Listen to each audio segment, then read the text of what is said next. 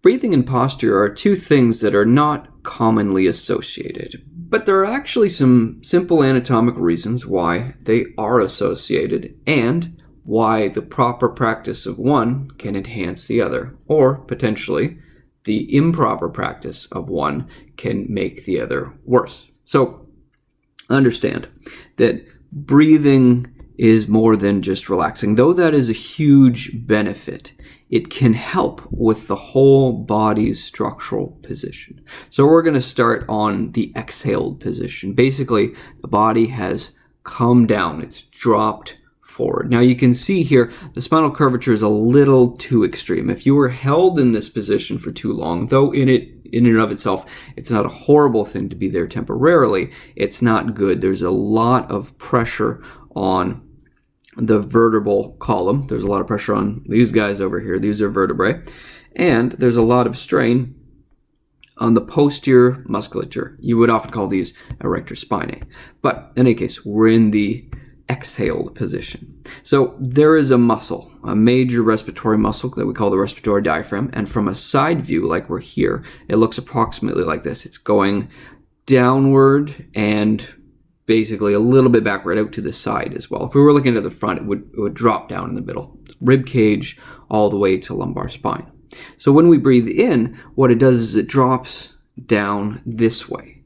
Because the lungs are inside of this cavity here, they are pulled down by the dropping of that diaphragm. The diaphragm pulls them down and the lungs increase in size, therefore create a negative pressure overall, and air comes into our lungs. We can do better than that. There we go. Air comes into our lungs, and that's good. But more than that, we actually start to pressurize the whole internal cavity. It's not simply just that there's air, there's not just simply lung expansion, but we have a whole lot of digestive organs, the guts, if you will, that are also in this region. And the stomach, on a deep breath especially, gets pushed out because these guts here, these guts actually push outward into the stomach. They are pressurized. Now, the stomach will, of course, resist. It will have some nerve tone firing to an extent to make sure it doesn't go too far, we don't overstretch. And that means even the pelvis, without getting too complicated, is pressurized too. So we've got a lot of things going on. But as a whole, you'll notice that when we breathe in, the whole trunk system, not just the lungs, expand at least a little bit, increase in pressure overall, and this makes the whole body expand. It's not just an isolated lung phenomenon, because we do have gut and we do have pelvis changes. And so overall, this would be like an internal pressure. So let me just cut this out for a second. And now if we instead look at the position when we are inhaling. So we've got that respiratory diaphragm, and because it's in the inhaled position, it will be a little flatter, looking at it from the side, from the front too, but from the side. So remember, it's dropped down, so it's already come down, so it's flattened out. And so as this pressure, no matter where it is, as this pressure is increased, we get a general straightening of the spine. It lifts like that, give or take. These ribs individually will be coming upward. That's what we call that inhaled position, or raising the ribs is another way of saying it. But it's not just the simple matter of standing up straighter. It's not just a simple matter of contracting muscles, though that does happen. But because of the fact that we're getting an internal pressure, we're actually decompressing the spine in a way, because it's coming from this chunk. What it's doing is spreading pressure vertically. That's superior and inferior, both sides. And what effect this will have on the spine is a decompressive effect. Not just a repositioning, though that does happen. It'll have a decompressive effect. So looking at the spine, I'm going to pop back up our exhaled model. So this is exhalation again. It's dropped forward like this in exhalation. These are vertebrae. These are thoracic vertebrae in particular. And this is where it's going to have the most effect, but it should have it on all of them. Thoracic vertebrae will have discs in between. Actually, all the vertebrae do, but these ones, again, being the more important in this case, will have discs, and they have a fluid in between. We call that the nucleus pulposus, and that gives the whole vertebra the ability to move around, shift in position. Now, when we're in that flexed forward position, especially if chronically, it's as if we're putting more weight to the front of the body. So it's under a greater amount of force. The force has increased in this intervertebral area. It's more weighted on the vertebral bodies. That's what we call the front part, the square part. And it's more weighted on the disc too, because the discs are in between those bodies. Now this, again, temporarily is not a problem. In fact, you should be able to do this. It's a part of our normal exhalation phase that we load the spine in this way. But it shouldn't stay there for very long. The problem is the fluid that's in between these discs will actually start to escape out. It will start to go out as we go through the day, but if we leave it compressed too long, it'll go out, and that's fine. Also, it's just that the problem is it eventually has to go back in, and we need a position in which that sucking back in, the suction effect, allows for a transference of fluid back into those discs.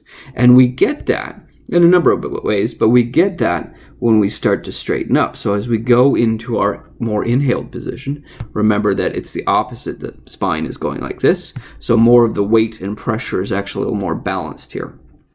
Balanced more on the back. It's a little more even if it's done right, but it's more on the back than it was in the previous position, just to pop that up. See, difference? And when this is the case, it's meant to be a bit forward, of course. When this is the case, the pressure on the discs is allowed to return. The fluid is allowed to return into those discs. So the fluid can come back in safely because we're not constantly loading.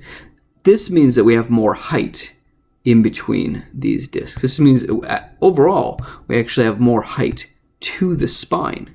It's something we lose over time. It's natural that the fluid of the discs actually reduces. And it's not a huge problem if it's nice and slow and steady. And if you make it to 90 years and you've lost some serious disc height, it's a normal thing. It's not ideal, but it's a normal thing. But if you're losing significant disc height at a young age, you have to question what some of that cause is. So this is very good when we inhale as opposed to exhale. So just pulling that exhalation back up. As we transition from one forward folded posture, we've increased the pressure on the discs. Pardon me. We increase the pressure on the disc. And as we inhale, we decrease the pressure on the disc. And we give it more of an ability to pull apart, to come apart like so. And then that gives us the ability to return fluid to that disc base, which is very, very important to the body working effectively and being able to maintain good posture over time. So that's one of the elements. Now, there's something else that happens. So going back to our exhale position. So again, we're forward. If we're in a forward position, consider that the erector spinae muscles, and those are the muscles that's exactly what they say. They are the ones that hold the spine up. They prevent it from falling forward. They run along the whole back of the spine. I'm way oversimplifying here, but this is what they do.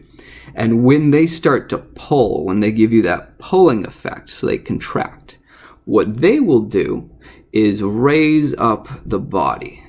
A normal thing. This is what is supposed to happen. So they will lift up the body just like when we inhale.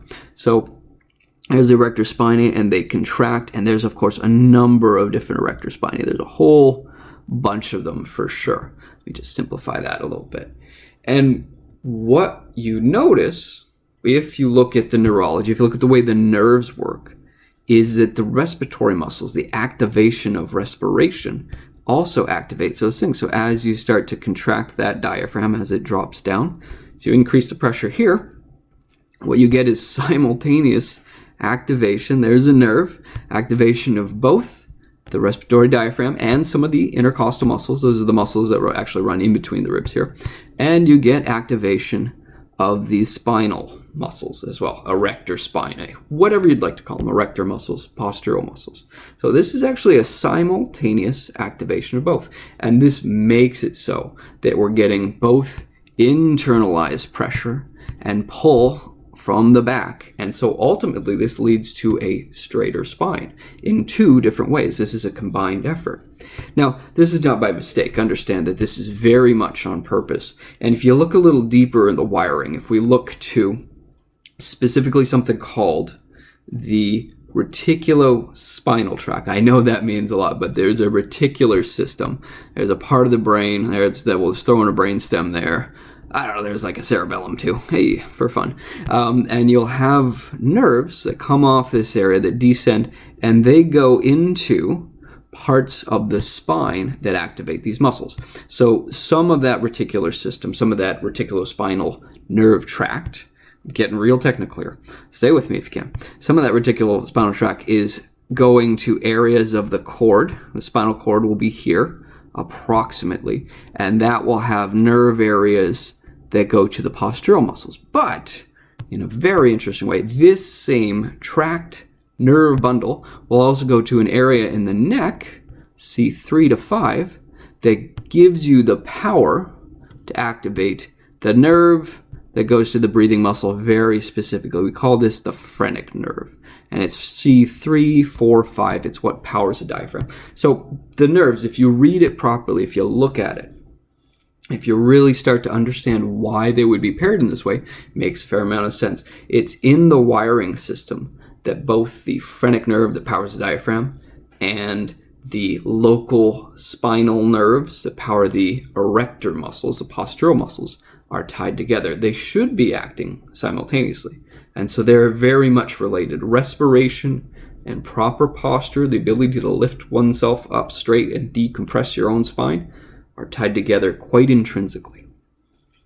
So this justifies a certain breathing pattern. And it's not just about breathe more, breathe harder. That actually doesn't make any sense. Understand that these postural muscles, there's a few of them. Of course, we've got, iliocostalis going like that. It's up to the ribs. That should tell you something too.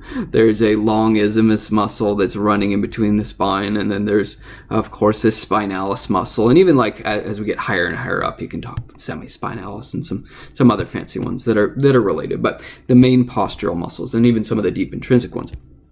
Understand that because they're postural muscles, they're not necessarily called on to act in a very strong way. These are all day long muscles. They're just going, because you're sitting, you're standing, you're moving around. It's very normal for them to have to work constantly throughout the day. And so this means that we want an endurance type of muscle. That's very, very important. Endurance is number one. Endurance, number one. So if we want to have good posture, we need to activate those muscles in such a way that gives us that type of a muscle fiber, that endurance type of fiber that's low and slow on the energy consuming. It may not be as strong. You're not going to be a power lifter with great breathing technique. But if we want to encourage the right type of endurance-based muscles, what we need to do is slowly breathe, really, really slow. Slower, fuller activation. And this has a number of effects. Again, remember, if we're trying to go from our exhaled posture, our down posture, and we want to go to an up posture, we're here, but we actually want to safely and smoothly go to here, we want to breathe slow, because this, remember, gradually and slowly lifts all those joints up. It lifts and decompresses and does so locally as well as globally. But then, at the same time, if we really slowly breathe in, we get a slow, full activation, we can slowly get those spinal postural muscles going for us better. We can activate the type of fibrous activation, the type of innervation, nerve power, that they want to encourage long-lasting postural muscles that will hold you up throughout the day. So that being said, all that stuff, we have to ask the question, what happens when you do the reverse? Real simple. If instead you have more of a shallow breath, you could reason that. You could take a person who has decent posture, if you have more of a shallow breath, not as deep. It doesn't really generate much pressure. It's kind of somewhere in between low and high all the time. And it's a little faster, and we never get a full range of up and down. We never get a full range of compression and decompression. We could say that in theory, this would actually be not beneficial or even detrimental to the posture, because it would allow an overall collapse in the thorax, lumbar spine, and pelvis, and even up into the neck. And so it's worth considering, though it's not a cure-all, but it's worth considering how breathing affects your posture in the short term and then throughout your life. This has been Elge from Simple Lines Anatomy. I hope you enjoyed that. I did.